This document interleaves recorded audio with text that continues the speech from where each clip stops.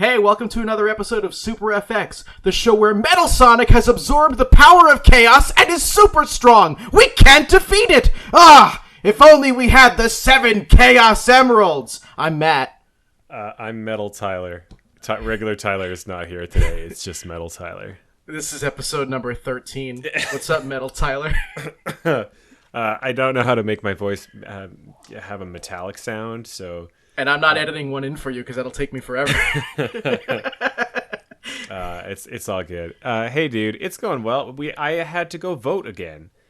Coincidentally, this is the second time we've recorded in like a month, where we recorded right after I went to vote.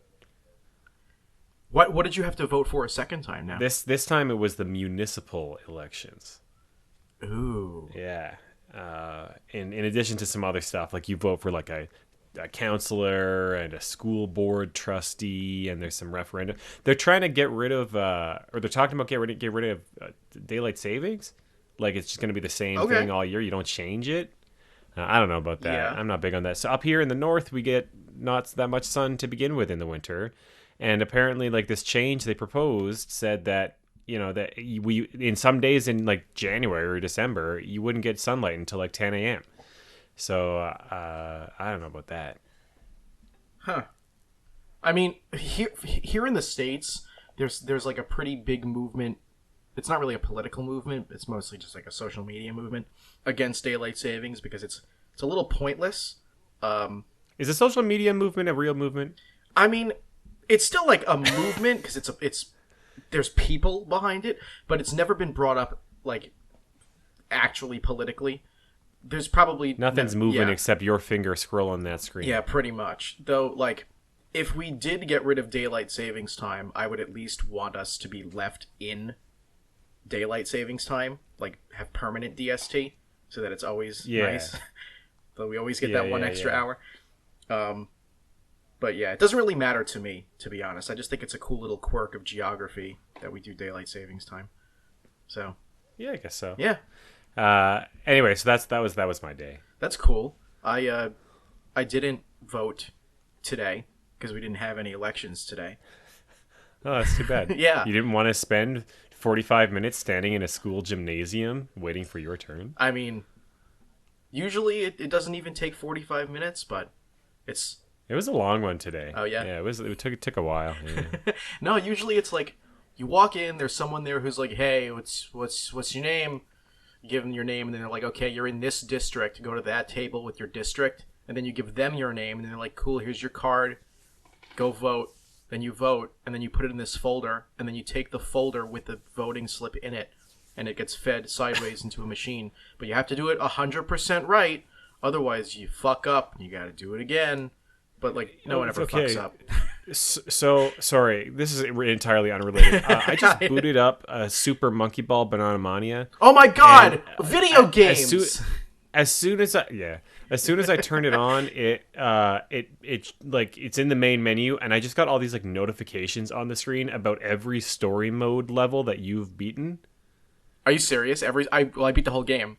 So yeah, like I turned it on, and it like the moment it goes to the main menu, it brought up like 12 notifications, one at a time, saying, "Oh, Zapetroid beat this stage, and Zapetroid beat this stage." What? What? The people don't know that you mispronounce my name on purpose. That's how you pronounce it. Read it out loud. But when I was in school, I was in little kindergarten, they put the book in front of you and they said, "Sound it out." Right? And I'm looking at that word and I say, Zapetroid. Yep, that's it. Says. Read it like that's how it's written. Yep. That's English. You should, Mr. Linguistics man over here. You should probably take an English course or two. Dude, we speak English, the least phonetic language. Yeah. So okay. All right. So I've broken the news that I haven't yet played Monkey Ball. No. Life got in the way, but okay. I do have it, and I will say I did read the art book that it comes with. I also art book. Yes, I did. I looked on when I was logging the game in my collection catalog. The only version of it that I saw was like the special anniversary edition. I don't know if they released it any other way. Yeah, I feel like this is not the first game to do that too. I Yeah. have like imagine if you didn't want the anniversary collection or sorry, the anniversary edition. Yeah. I don't you can't buy it. You can't not get that one. It's only a that's all you $40 get. game though, USD, even with the anniversary edition. So like, why not? Yeah, it's already cheaper than a well- normal Switch game at its base. I mean, well, why call it an edition? Like it's just the game. Because It's maybe not an later, edition at this point. later to save money, they'll release a standard edition. We'll call it the launch edition or something. I don't know. Maybe. Anyway, I'm flipping through this art book and I noticed. First off, Lauren couldn't believe that his name is Dr. Bad Boon. Yeah, why can't she believe that it's a game for children? Yeah, well, hey, Big Children big, I don't 2. No, yeah, it's a dig. I play Monkey Ball, Tyler, but I also hate myself, so I guess it doesn't count. anyway, and then they have like a little recap of like every Monkey Ball game, Yeah, including this game. I thought that was pretty interesting that in the art book they include the game with that the art book came with, and with screenshots of that game. what if they just did like the last page was like art from Banana Mania, and it's just a page of all of the art from all of the other games plus Banana Mania, because that's what Banana Mania is, and then the tiny little Yeah. picture on the page where it's the Banana Mania section is also of an even smaller collection of all of the art from all of the games, including Banana Mania. I was kind of surprised to see. Okay, so I'm flipping through this book, and there are some games that I didn't know existed, such Okay. as Monkey Ball Banana Splits. Yeah, I didn't know that existed either. What is that? I don't know. Why do they all look? I'm looking at this page, and they all look like they are inflatable balloons. In fact, I think they are inflatable balloons.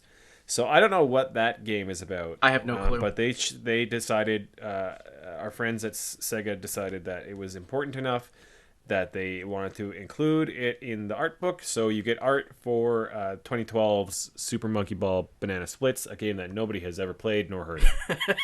I'm surprised too, because I kept up with the Monkey Ball series all these years, and I never heard Apparently of it. not. That's the thing. I guess like it was under the radar. Is it a mobile game? I don't even. I'm looking. It must be. I'm looking it must it up. be. We're looking it up. That said, I did finish Link to the Past. Yeah. It's all done. It's a good game. It's a good game. I don't know. Is it kosher for me to spoil a 30-year-old game? I think it's all right. Right? Is it kosher for me to say that the reason no one heard of Super Monkey Ball Banana Splits is because it's a PlayStation Vita exclusive? Whoa! I would not have guessed that I wouldn't have in either. a long time. Yeah. I knew about the 3D one, the 3DS one, Mm-hmm. but I did not. I mean, this explains why neither of us had heard of it. Yeah. There's also Super Monkey Ball Bounce, which is a Peggle clone. They did not consider that one to Yeah, be that worthy of one is a inclusion mobile. in the art book, That's a mobile only release. But yeah, I'd never heard of and Banana therefore Splits was before. not in the art book. Yeah. Wow. Uh, Anyway, okay, let's Link to let's the talk Past. about Link to the Past, because this is big, because you went all this time, you hadn't even gotten past like the beginning of the game, and then we talked about it on the podcast, and then all of a sudden now it's done. You beat it. That's so cool. I did. Yeah. I always spoiler alert. If you don't want to hear spoilers to Link to the Past, that's tough. Game's You're probably like gonna hear 30 years old. You got to do it. Yeah. I didn't realize that your uncle's not actually dead. Yeah, he survived at being killed. So as I had mentioned, I think when we first talked about Link to the Past, Yeah. the game very much like you get in the first like 30 seconds, like you walk out and you walk to the castle and it's like, oh no, the uncle's dying, and he's like, Link, you gotta save the day, and he dies. Yeah. And then at the end of the game, in the credits sequence or whatever, they're like, hey, Uncle, he was healed. And it like doesn't explain It doesn't that explain at it. all. The prevailing two theories are that he never died, he was just wounded very gravely, or that when Link made his wish, he also put in a little, also, can my uncle please live? Uncle was the asterisk. Well, I mean, his whole quest was like specifically everyone was telling him like you gotta save Hyrule. So when he made the wish, he was like, okay, Hyrule, please. Also, my uncle. Like it would have been a Uncle little weird if asterisk. he was like, I really want my uncle to be alive. Also, Hyrule. Yeah, so that wasn't explained at all, but whatever. They do this thing that I'm not a big fan of in games. They give you like they give you the mirror shield and like the last like tunic. Yeah. Like about 10 minutes before the game ends. Yeah. And I'm like, why are these items like so close to the end? I mean, I don't know. It's just like there's like if you're gonna give me new items, and up until this point, the game I thought had done a pretty good job of like, like it gets harder, but then you get new things, and then you get better at it, But they didn't. They were just like, hey, you're gonna fight Ganon soon, so here are some like OP items that you're gonna benefit from for the next like 10 minutes. And like the I can understand the red mail coming a little bit late, but the mirror shield is an item that would be really helpful in some of the Dark World dungeons. But not right at the end of the game. The other thing is, by the end of the game, Link looks like a fucking clown. You got a purple hat on. He's got purple hat. He's got a red tunic, and with like I don't know, blue or yellow sleeves or something. Dude, that's like way better than the blue mail, though. Why does his entire costume not look? It's not cohesive. It doesn't look good. They didn't get it right until Ocarina of Time. Like, the green on green, that was iconic. They weren't going to change that. But then when they gave him the blue mail, why didn't they also make the hat match? It's fucking, like, the sickly pale yellow color. Yeah, it's weird as hell. I don't really know what's going on there. And I don't know, like, it's like at the end of the game, it's like, oh, like he's getting the Triforce and he lifts up the Triforce and it's like all epic and like they got like the epic music's playing and you did it, you beat the game. And he's wearing like this purple hat and has a red shirt and green sleeves with this like bright ass yellow sword. I will say Nintendo knew that they strange. fucked up because when they made the sequel to, of course, when they made the many other Zelda games, they fixed it, but I think it's even more telling because the sequel to Link to the Past, the 3DS game Link Between Worlds, which takes place in the exact same Hyrule, when you pick up the red and the blue mail, they fixed it then, and that takes place at in the same exact place. So they knew they fucked up. Yeah, I will say I think it's a great game. I loved it. I really really enjoyed it, but I do think my regard for it kind of fell as I went on. It did become a little. There were some moments that were just a little frustrating and a little like really like fucking come on. An example is like in the last dungeon, you fight one of those like big snake things. Oh yeah. I don't even know what they're called, but and if it attacks you, and the Moldorms, it'll push you off the edge, and you fall to the room below, which is fine. But you take damage when it hits you, and then you fall down. It knocks you off, and you fall down, and you land in a room underneath that has some spikes in it, and some and other spots that aren't spikes. And if you just happen to be unlucky enough that you land on the spikes, you get hit twice, and you're like, "Well, thanks. You already punished me once for getting hit and falling off, not because now I have to climb back up and start that battle again." But also, like, I just out of some shitty, I had no because you can't see the spikes below. You don't know if you're gonna land on them. You just might. No, you don't know. You have to previously have played to know. Yeah. Yeah, so there was just a lot of little things like that were happening. There's the fight with what's the wizard Aghanim? Aghanim, yeah. Yeah, and he like splits into three dudes. Agonai. Yeah, and he's like firing at you from three different locations, and you got to like deflect all of them, but like you can't. It's really hard to control which direction you're deflecting them in. And I don't know. It definitely felt a little janky, and it felt a little. Like they almost say they were trying to add more difficulty at the end to just make it like that a little bit extra hard. They definitely did that. Almost there. I think that's absolutely true. Like most of the game, like the thing about Link to the Past is that it's very renowned for being a newer Zelda at the time, and it still kind of feels like a new-ish Zelda because of the way that newer 2D Zeldas were made. without being super handholdy.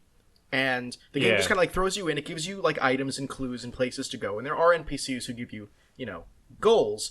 But for the most part, the game just kind of throws you in and you fend for yourself. And up until maybe like the last quarter of the game, it is challenging, but it's not like difficult. And then right at the end, it's like, by the way, fuck you. Okay, this is the last thing I'll say about Link to the Past.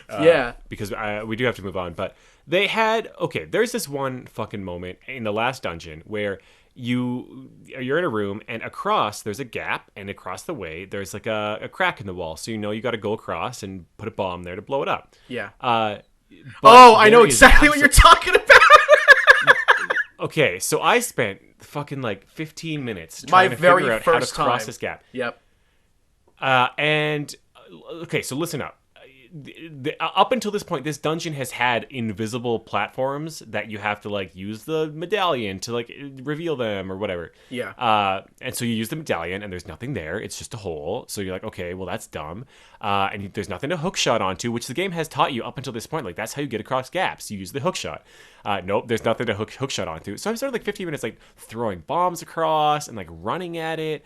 And I'm like, what the fuck? How the hell are you supposed to get across? So eventually I finally just looked it up. Yeah. And the game fucking wants you. So there's like a block on the north side, and you're supposed to get to the south side, and you're supposed to dash at the block, and the knockback from you hitting the block sends you backwards across the gap, which you have never had to do at all. Not only up to this have point you, in this game. Not only have you never had to do it, anytime you ever bonk against a wall, it feels bad. So the game kind of like teaches you not to do that. Oh yeah, there was just like the last like hour of this game is just like what? Yeah.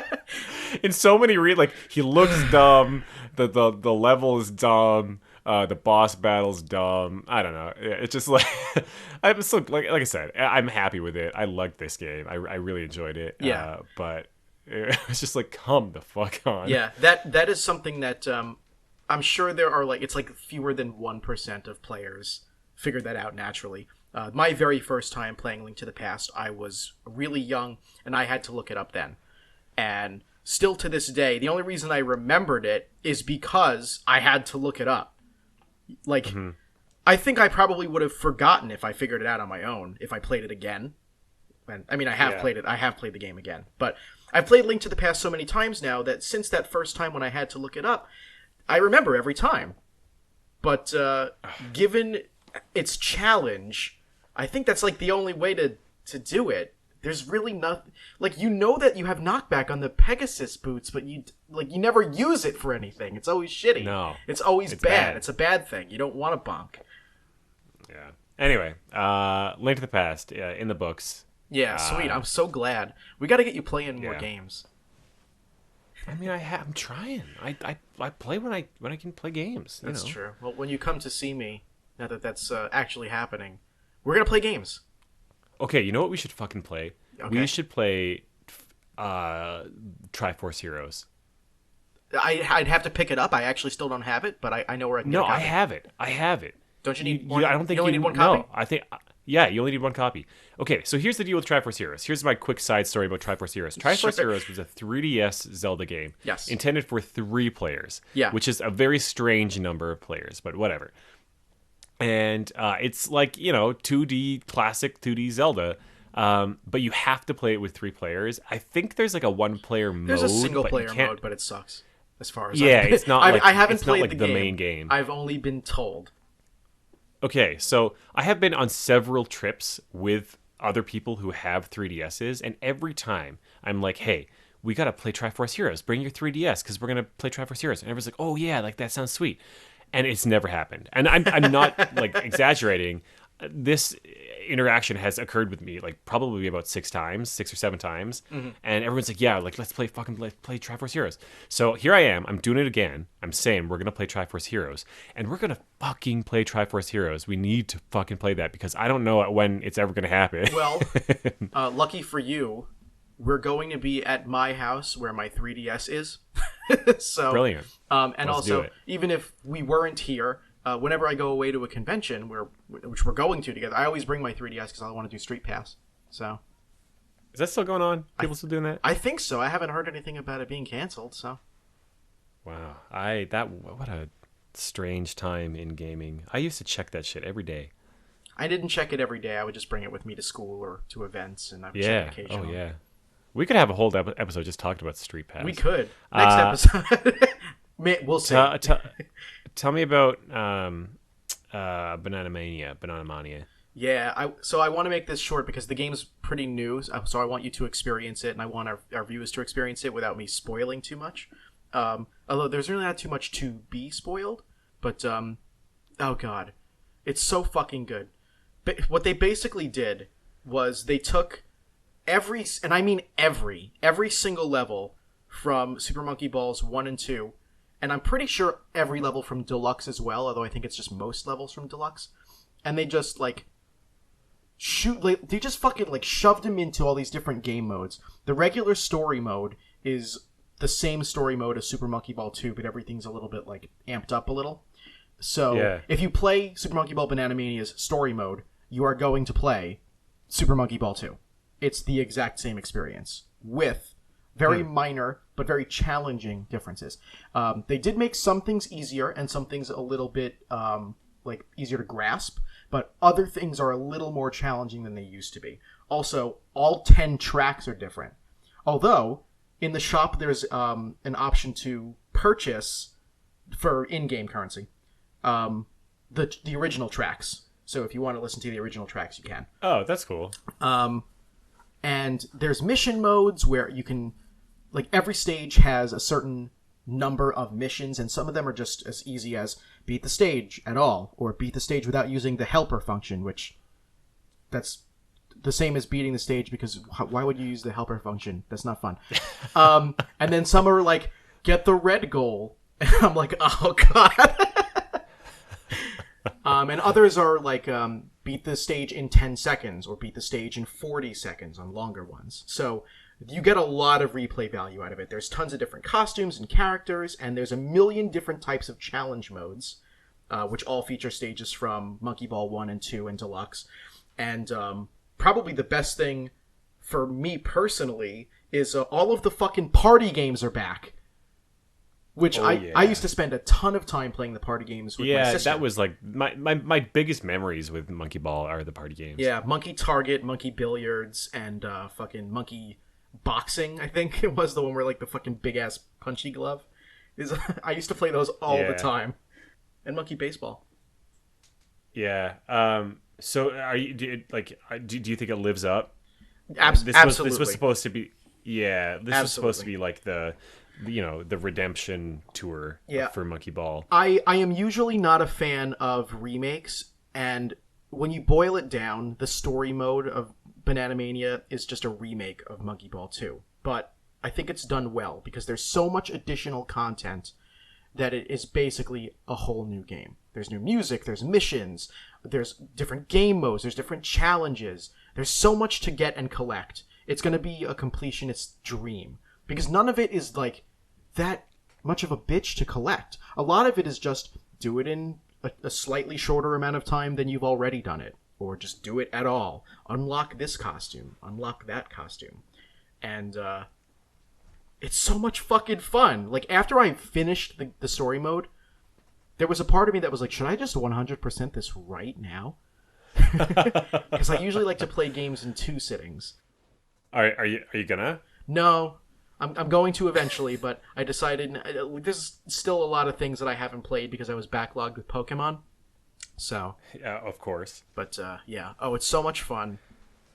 Play it. Yeah, I'm excited to hop in. There's online multiplayer, yeah. I believe so. Yeah.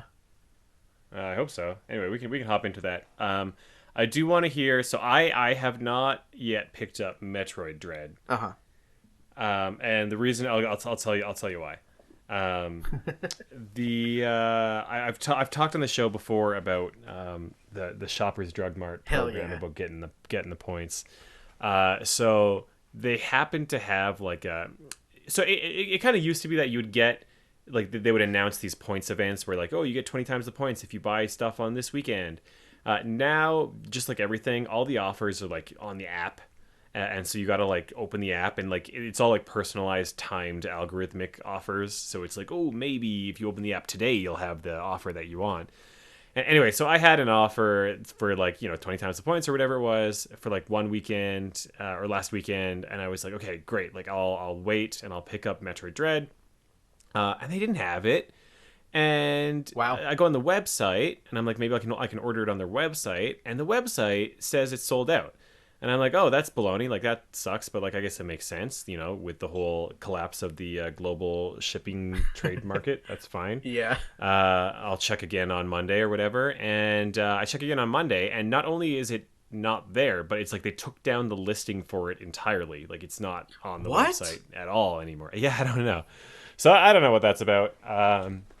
So I'm gonna keep an eye on that and see if it comes back, and if it doesn't, then I'm just gonna have to go buy it somewhere else. I guess. Also had a hard ass time finding Monkey Ball. I went to 3 different places, and none of them had it, and none of them knew anything about it. I went to GameStop, and GameStop was like, "Oh yeah, we didn't get our shipment for Switch in. Like they got the Xbox one, they got the PlayStation one, they didn't get the Switch one in." Why is I go to GameStop Best like Buy. this? Hold on, I go to Best Buy, Yeah. same thing. Best Buy had the Xbox and the PlayStation one, but not the Switch one. What? So it seemed like, I don't know, the crate fell off the boat or something. I have no idea. So I had to order it on Amazon. And of course, Amazon had it to me like next day. So Wow. I Yeah, cannot I don't know. believe that like that was just to play some fucking video games. yeah, we had a citywide shortage of Banana Mania. So I don't know what's up with that. Anyway, I you've been playing Dread. Yeah, I finished it already. Not 100% yeah. still, because again, I know two you sittings, more than but- anybody else has. Like you're probably the biggest Metroid fan that I know. Thank you. So I'm excited to hear what you thought. So after mulling it around for a little while, I'm officially giving it an 8.9 out of 10. Okay. Yeah. I thought it was fantastic. I'm not gonna mention anything about the story or spoil it, because I think that it is a very important entry in the series. So I'm not gonna mention too much about the game itself. But I had a lot of fun with it. It was well worth the wait, despite how short it is. But it's a Metroid game, so of course it's gonna be short. But I was able to finish it without 100% completion, just a casual playthrough, collecting things as I saw them, in about 7 hours, and I think it was 50 minutes, nearly 8 hours. Not bad. No, that's not bad at all. The music is very atmospheric and ambient. It's not super duper memorable, but while you're playing, it's a really good fit for the environment. The graphics are fantastic. Samus is like faster than she's ever been. I think I read somewhere that like her movement speed in this game is faster than in any other Metroid game.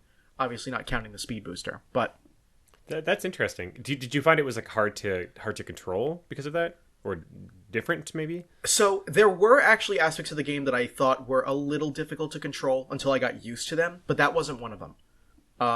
The button placements of where they like map all the different functions of Samus's utility are a little strange. I got used to them, but there's also no like remap feature, so there are going to be people out there. I'm guaranteeing, and it's Nintendo's fault. They have to patch it. There's no reason why in 2021 there should still be people who have to suffer because they can't get used to the controls because they're mapped poorly. All of the normal functionality that you would think is, like jump should be mapped to B and shoot should be mapped to Y, that's fine. And then some other like secondary features are mapped to A, and then of course you bring up the menu with start, and you bring up the secondary menu with select, or the options menu. But then the shoulder buttons come into play, and they are not ideal. Instead, so like the free aim mode is tied to L instead of ZL, which is a way bigger, nicer button for a function that you're going to use 99% of the game. Yeah.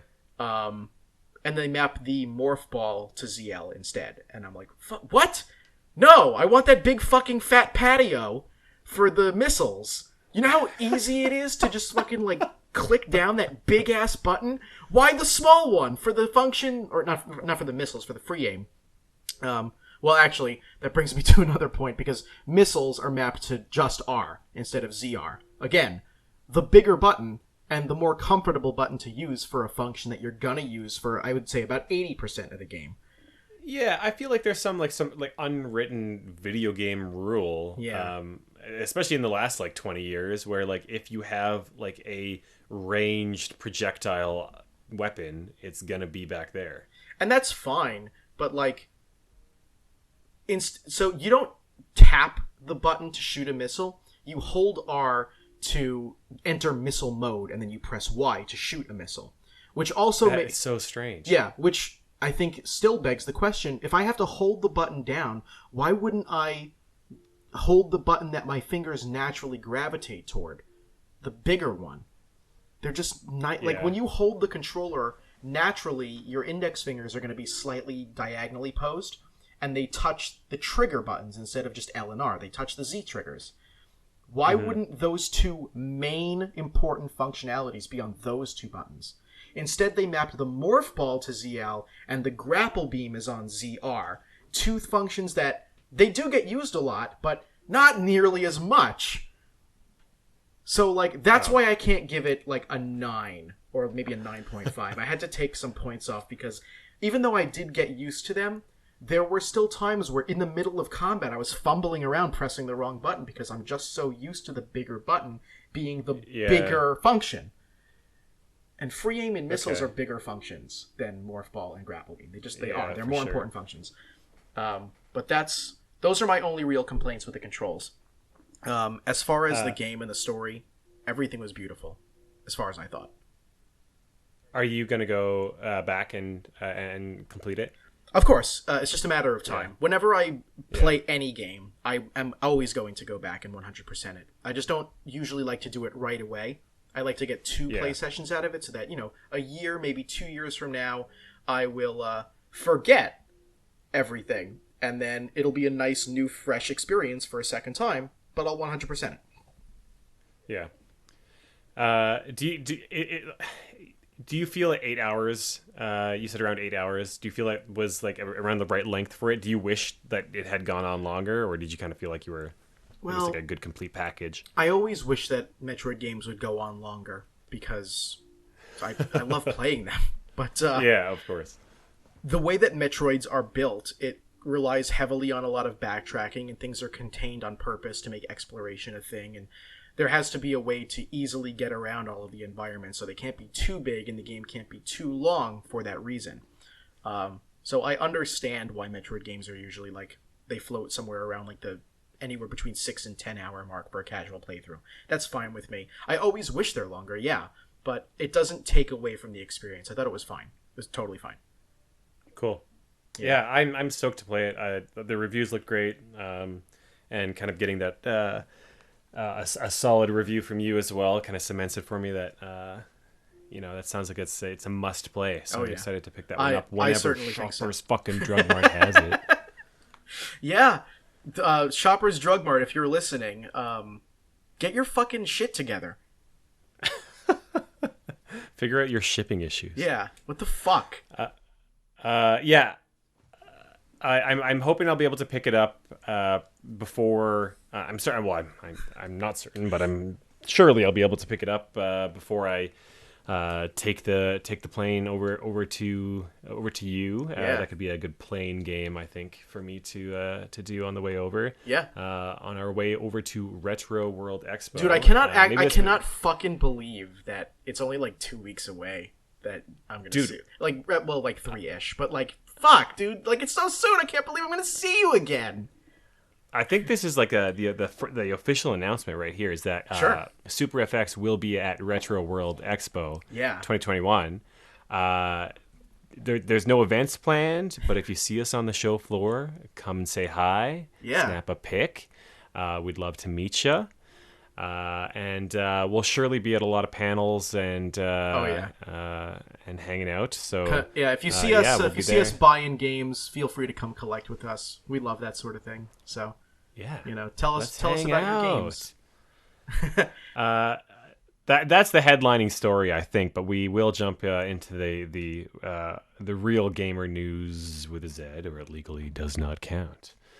A couple things over the past 2 weeks. I think what we can start with the Super Smash announcement. The final character of Smash Ultimate Yeah. was announced as one that was maybe. I think this was a character that was requested highly, but maybe There's no not question. like. That's the whole reason why Sora was included. But I don't know if it was the one that like everybody really wanted. I don't think. I mean, not that there was like a one that everybody really wanted, but No, of I don't know. course not. I felt pretty meh about this one. It's Sora from the Kingdom Hearts series. Uh-huh. The one big interesting thing to me about this one was that it had to be quite the licensing negotiation. Oh yeah. Because like that's Square Enix, which they already have an established relationship with, but also Disney. Yeah. So I'm really interested. I would be interested to know what that kind of negotiation was like, because I mean, at this point, like, not that they're going to, but how far off would it be for them to add Mickey and the gang Yeah, I guess that's to the true. game? Although I mean, there have been Disney games smattered among Nintendo consoles before, but this might be the first time that it's a Disney property inside a Nintendo published game. I can't think of another one. Yeah.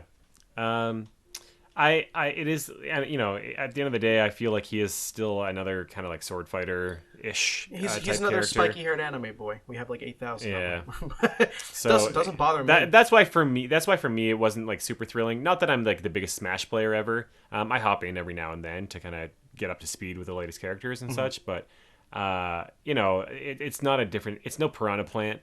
It's not a different play style. You were down for Piranha Plant.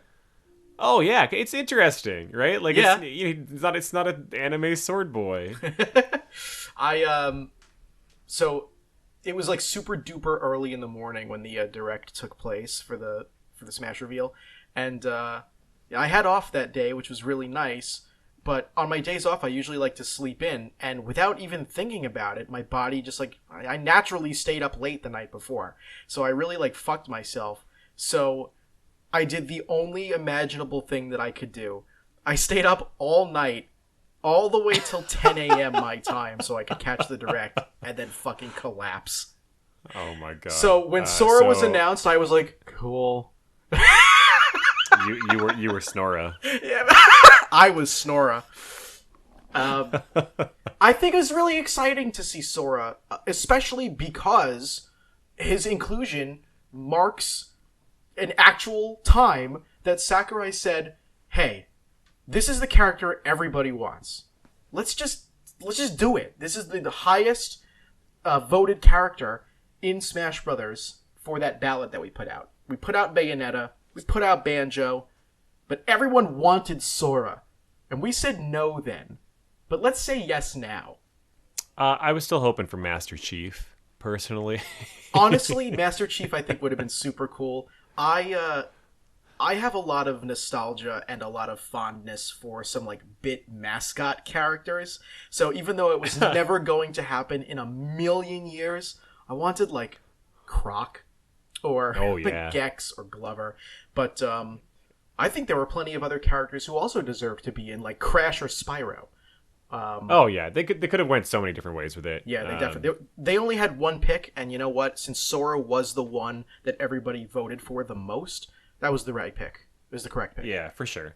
It's kind of the end. This is certainly must be the end of an era for Sakurai. I can't see him doing another Smash game. He's going to. Period. It prints money. You think so? I remember hearing all the stories about when Ultimate happened. That he had to be really, really coerced into it, Yeah. I really get the impression he wants to work on other things, and it sounds like we've heard reports of the kind of the health issues, the toll it took on him throughout the development cycle for this game. That's true. Yeah. And I don't know. I can't see him doing another one, or at least not anytime soon, right? And that said, like this really is like when we talk about Smash in terms of the games that we've had, this is definitely the ultimate entry in the franchise, especially considering like all the additions that we've had up until this point. Yeah. Like how do you top that, right? Like you can't make Smash Ultimate 2. It would just feel like a continuation. Like it almost feels like Smash turned into, for the past few years, turned into this, the games as a service model, kind of like a League of Legends or an Overwatch, where it's kind of like the same game, and you add new characters, you add new maps and that kind of thing, but you're still playing the same central game. Yeah. And I kind of got the sense that that's where Smash was kind of heading. But it's not, obviously they announced this was the last character that they're doing, and then that'll be it for Smash Ultimate. So I guess from here on out, it'll be, I think, a number of years before we see whatever's next in the franchise. And I don't know how they top it. Like, I don't know how they can do differently without, I don't know either. adding all these characters back in or what. So. But you know what? I think that every time that something like this happens, like anytime Nintendo releases a new console or there's like a new entry in a series, I'm always like, how are they gonna beat this next time? What are they gonna do? How are they gonna top this? And like, I don't know, a little more than half the time they find a way. Sometimes they're just like, we can't top it, so here's a new entry in the series that's a little bit shittier than the last one. But eventually they get around to finally topping it. They need that time. But like, or if they can't top it, they just won't release it at all. Yeah. F-Zero. Well, I was actually thinking that earlier today. I was doing some grinding in Dragon Warrior 2. Okay. Yeah, which I didn't. I'll talk about that next time because I still have to mull it over a little bit. I only just finished it. All right. But I was thinking about that just as my mind was wandering while I was grinding. Now that the Nintendo Switch is a thing, it basically killed the 3DS as a matter of natural progression, and it has cemented its stranglehold on handheld gaming. Sony doesn't have a handheld out right now, unless is the Vita discontinued yet? I don't know. I'm pretty sure you can no longer buy games digitally on it, can't you? Or you can't add funds to the wallet or something. Like that. I feel like once it's on Death's Door. eShop stops working, yeah, that's about it. Yeah, Microsoft doesn't have a handheld, so like, this is Nintendo's be-all end-all console. They put all of their marbles into the Switch as as their home console and as their handheld console. Mm-hmm. Where are they going to go from here? They can't split them into two again, can they? That would kind of be stupid.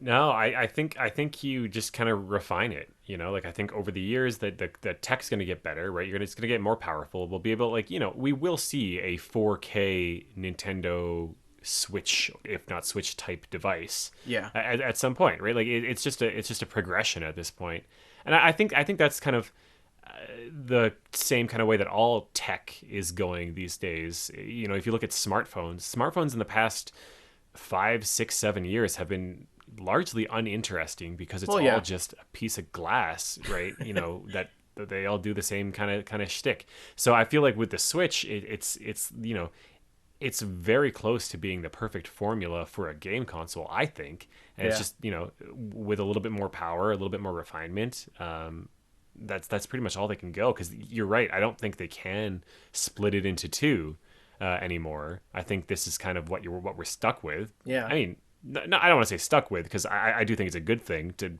be able to have your portable console also be your home console. I think that's great. Yeah. But you're right. I can't see a way that they split it. I think they could just refine this formula. Yeah. Or like they'll probably do the same, like, because they kind of like split it a little bit even this time. We have the Switch Lite, so like they split it by like a half. So like we have like 1.5 consoles instead of two separate ones. if you just want that portable experience and you're not. But what I mean is, like, if they had like the successor to the Nintendo Switch and also a successor to the 3DS, I don't think they'll ever do that again. There's no reason to. They have the technology to make one thing, and like that's it. Because it costs them money to manufacture a secondary console to make people buy. And like, sure, people will own the console and the handheld, but if they don't have to do that, then why would they? They already proved that certainly. Since they don't have to, they're not going to, because we have the Switch. Yeah. But like, where do you go from here? The whole gimmick of the Switch is the fact that it swaps between the two. So, like, is the successor to the Switch going to just be like, it's a console? Also, by the way, it happens to also be handheld.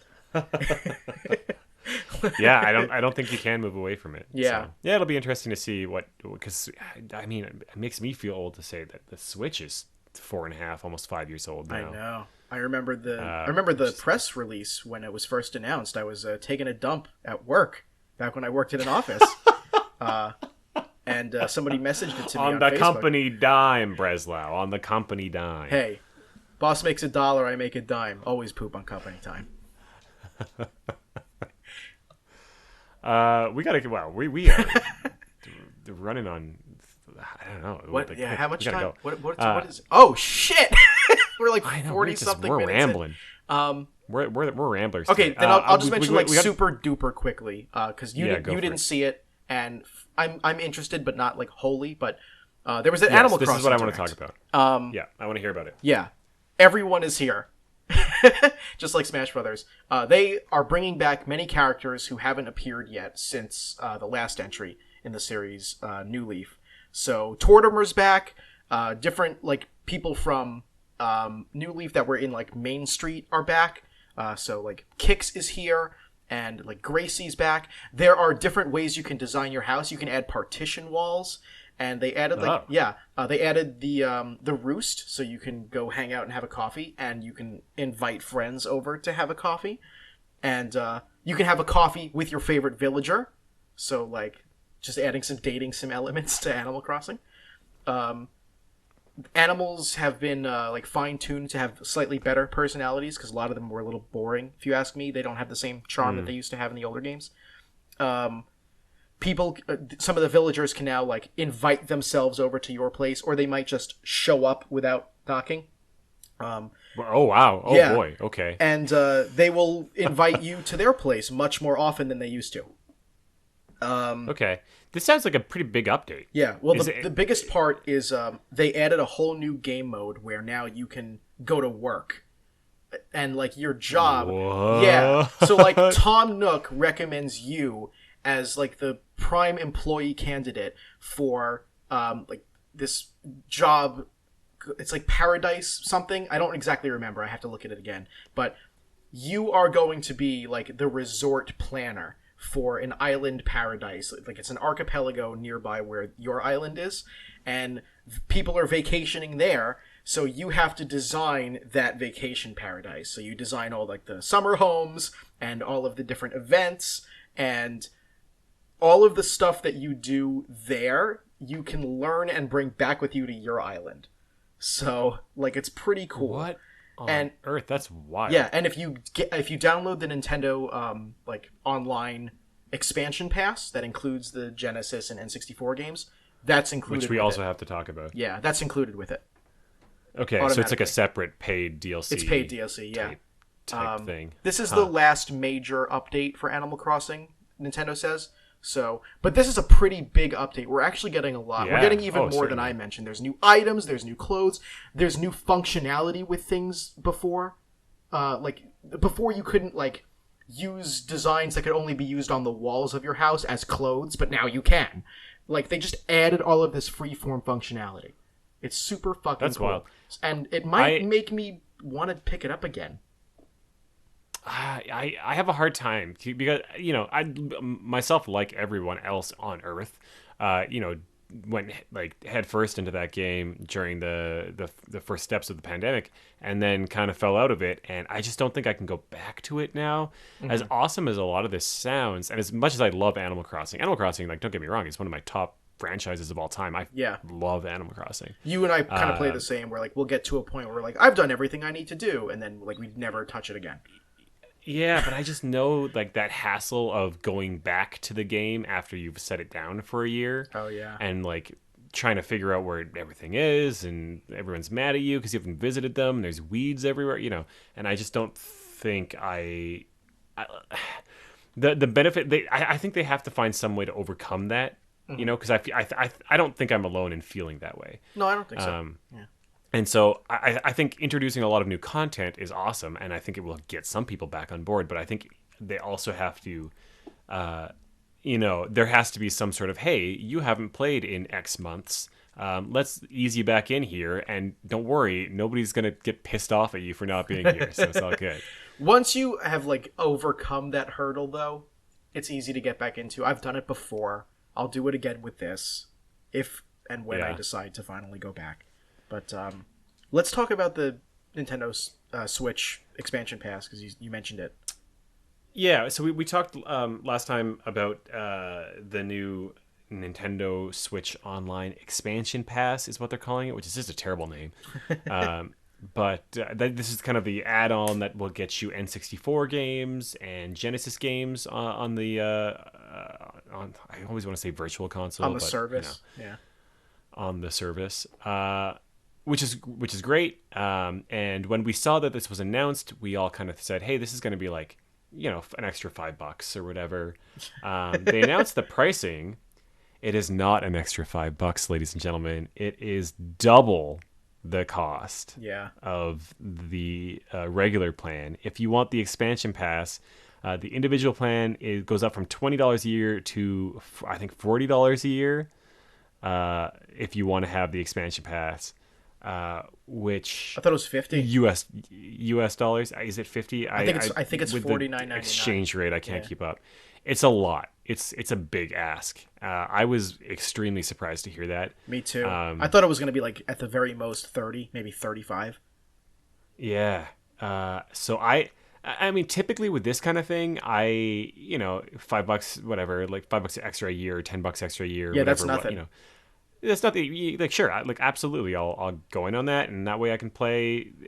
I just have easy access to these classic games that I might want to play at some point. Yeah, without having to. I really need to pay another $30 so I can play Winback. Like, I gotta.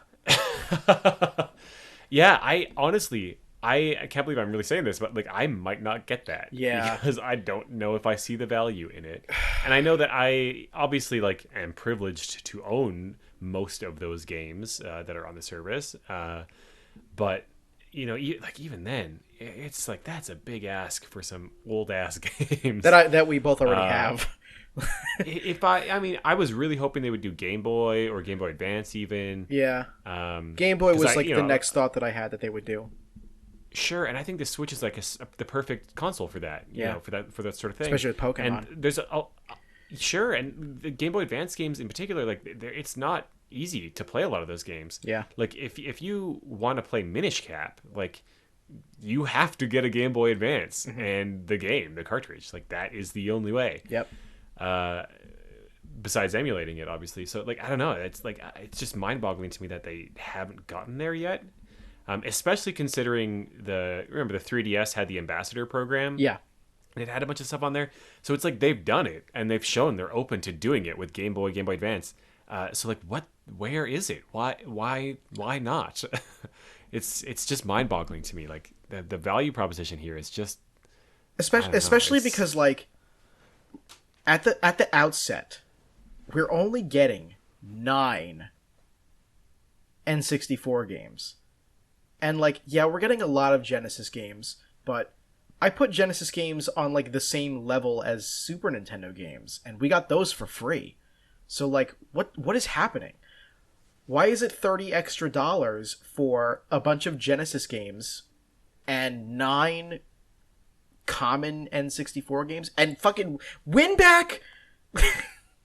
Yeah, like I was already like, oh, Winback, wow. But now that it's $30 extra, Winback was a terrible choice. Now I'm actually upset that they chose Winback instead of something else. It is just mind-boggling to me. So I don't know. It'll be interesting to see kind of where that service goes. It took them a while to do anything else. Yeah. We had NES, we had Super Nintendo for a while, and they would periodically add like random ass games in there. Yeah. Usually not very notable games. And so here we are, like, I don't know, 2 years later.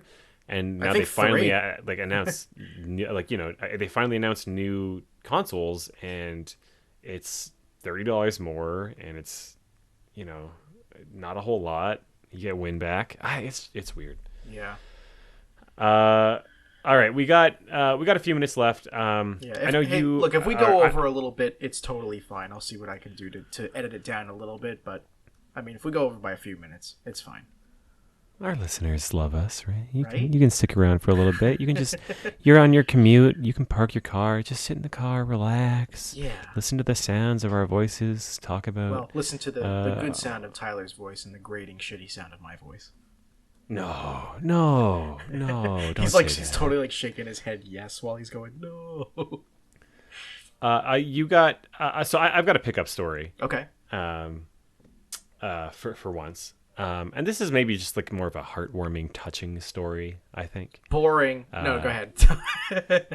So my friend, good friend Greg, What's up, Greg? he messaged me like a week ago, and he kind of said like, hey, 'cause he's moved away to a different city, and his parents, are still sitting on all the kids' crap, at the family home. Right. And so he kind of said, hey, like there's a whole bunch of video games from like when I was a teenager, and they're yours if you want them, kind of thing. So and we had Greg's house was always the one like in high school we would always hang out there. And Oh, so yeah. I actually had like a lot of good like personal connection, I think, to like he had like he was the one who had Rock Band, so we would go to his house and play Rock Band until the wee hours of the morning. So at some point somebody lost the drumsticks to the fucking drum set, so we were using just like these like pieces of wood that like he had cut in his garage or whatever as drumsticks. So yeah, I got from him a PS2, a PS3, an Xbox 360, a PS3 Slim, which I did not have. I just had like the Fat Boy. So PS3 Slim, and then a bunch of games. I mean, they granted they're mostly commons. It's like it's kind of the classic PS3/360 library. We got the Halo, we got Uncharted, we got the Rock Bands, we got some Assassin's Creeds, that kind of thing. Yeah. It's a lot of stuff I didn't actually have though, so I'm totally stoked to get all that. Hell yeah. And like I said, it's kind of a sentimental, kind of touching thing. It's nice to have this kind of stuff that we played a lot when we were kind of growing up as teenagers. These are all There's like also a the lot same of, consoles that you played when you were growing up? yeah. Oh yeah. That's so when we were in cool. high school. And what he included some like a set of Move controllers. I think there's 3 Move controllers. 2 of them still in box, which I think I'll keep there because now I think I'm Wow. up to like 8 Move controllers. Yo, what? And he also, Give your boy a couple. He needs them. yeah, oh yeah, you can definitely take some. Well, I mean, he also I'll trade you included- for the doubles that I have. Thanks, dude. Yeah. So kind. Zumba Yeah. on PS3 had I don't know. I don't even know what this game. Hold on. This game is it just says Zumba Fitness. I guess that's the name of the game. Yeah, it also came out on like Wii, and I think it was a Kinect Yeah, game on 360. I mean, can you blame me for not knowing the name? Anyway, it comes with an exclusive Zumba Fitness belt, which you stuff I the Move do controller know about into. that belt, actually. Yeah. Yeah, so I've got that belt now. So everything's coming up, Tyler. Looking good for me, eh? I love how your collection is just like, it has like weird shit in it. Like, Yeah, I will never use the Zumba. I mean, like I have weird Move shit in my belts. collection too, but like your collection is smaller than mine, which, it doesn't make either one of us a better collector than the other, but with a smaller collection, It I would does. No. It means I have more free time. You work a lot. But like with a smaller collection, I would expect that many of the things that you own would be, a little bit more straightforward. But then you have like, I have the Zumba belt. Yeah, and it's in box too. Like it's got the cardboard, the cardboard box that had the game in it with the fucking belt. Yeah. There. So Meanwhile, like I have like an entire room of my home devoted to my collection, and I don't have that stupid fucking belt. Hey, I got you there. +1 for Tyler over here. I will say the one other interesting thing that did come here in this lot was the PS2 has the network adapter, which I didn't have. Oh yeah, I don't have that either And- actually. And I actually don't know if I was kind of curious if there's any games that like the The online servers still are still work. on live. I don't know. I'm sure there are Because there I are know the private servers for PS2 plenty of games still, but I don't know if the public servers are up anymore. Yeah, so I know the PS2 is one of those ones where it like was still selling in Brazil for like forever. Dude, it was still because of, selling weird... here until like 2013. Yeah, it was like weird games, Yeah. that like FIFA would still get. Of Like, I course. don't know, it was like FIFA like 15 or something came out, or Yeah. 16 came out on PS2. And so I was kind of thinking, like, I wonder if there's any online games like that are still going. Wikipedia just says that the servers for most games have since been shut down. So there's a chance. Because it says Yeah, most. so I couldn't find a definitive answer. So if anybody out there knows if there's any PS2s or PS2 games with online functionality still going, I'd love to hop into one of those and see what's going on. That would be awesome. Yeah. So yeah, there's my pickup story for you. Yeah. Did you want to tell that story from last time? We have a little time. Oh, the Genesis one, the Yeah. Genesis one. Sure. Okay. So what you don't have you? Sorry, I think you know this story. Maybe. I bought several years ago a lot of Sega Genesis. I bought a bunch of them. I bought like 15 of them from an ex-manager of mine who now runs an antique store. It's actually a pretty great story. You should look him up. If you're in Edmonton, his name's Alex. He runs a store that's called Curiosity Inc. He's also got a YouTube channel that's pretty big and pretty popular. Curiosity Inc. Check it out. He just collects antiques and relics, and he's gonna add like an old timey like ice cream store, like soda shop, to his antique store. Ooh. It's just really cool stuff, and his YouTube channel is great too, so check him out. Anyway, so Alex messaged me at one point and said, hey, I've got like 15 Sega Genesises, they're yours for $100 or whatever, come grab them. So it turned out there was like a Master System in there was 2 N64s and stuff, so I got this huge box of stuff. And it had a number of Model 1 Genesises, Yeah. Which you didn't have. Yes, at the time I didn't, so you traded me one. Yeah, so I was coming to you, Mm-hmm. and I was flying over to you, and I typically try to do carry-on, Yeah. because I don't really have that much stuff to bring with me. Oh my And god, so I do remember this story, but like the details are fuzzy. Yeah. In my carry-on bag, I had my Sega Genesis, Yeah. right?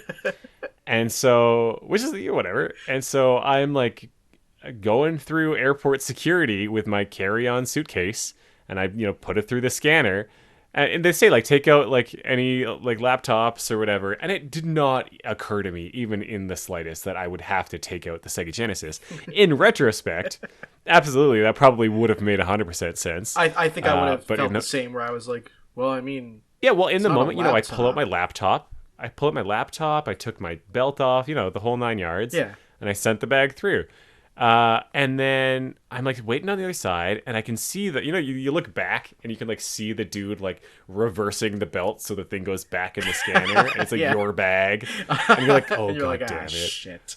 Yeah, and he's like, this dude's like looking, I can see him like sit up in his chair and like lean in forward, like squinting at the monitor of the X-ray. And then I'm like, at that point, I'm like, oh yeah, it's the fucking Sega Genesis. And so he's like pointing at it and like talking to the other guy, and I'm like standing there like, mildly embarrassed but mildly chuckling at this situation. Yeah. And they do the thing where they're like, hey, is this bag, whose bag is this? And I'm like, oh, that one's mine. And they're like, okay, can you like step around over here, and we're gonna need to look through it.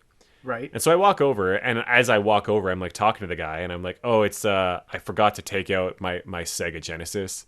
And he was like, you're what? And I was like, it's like a game console, like Sega. And he was like, no, like no way, like a Sega Genesis, eh? And like he like at that point understood that it was, he just wasn't expecting to go to work today. He was and not talk about a Sega Genesis. No. And so he opens the bag and takes it out, and he holds it up in the air and like looks at the guy who's now like probably a good like 20 feet away. Yeah. Looks at the guy who's like doing the X-ray, and he's like holding the Genesis in his hands, and he looks back at the guy and he's like, hey Doug, Sega Genesis. And Yeah, I the X-ray remember dude this story. looks over. The X-ray dude looks over. He's like, "Oh, right on." Because this dude just like sat there for like 5 minutes staring at this X-ray, thinking it was going to be a bomb. Bomb. And I was like, But instead it's of the course, bomb. It's just Sega Genesis. Of course. Of course it is. Sorry, I forgot to take my Sega Genesis out. You're what now? So from then on, like I think I had like one more stop in that leg of the trip or whatever, so I had to then the next time I made sure to take it out. Yeah. And the same kind of thing happened. I took it out and put it in the bin, and that went through, and it was fine because they could see it. Well, right, but then with my someone else laptop. was like, "Is that a Sega Genesis?" Yeah. So the next time I went through, the security dude was like, "Hey, Sega Genesis." Yeah. But the thing is, like, people. What was interesting is that they had a similar reaction in that they were never like, "Huh, what's this thingy?" Or like, they weren't like overly excited. It wasn't like, "Oh my god, is that Sega Genesis?" It was always just like they would kind of point to it and look over at their buddy and say, "Hey, check it out, Sega Genesis."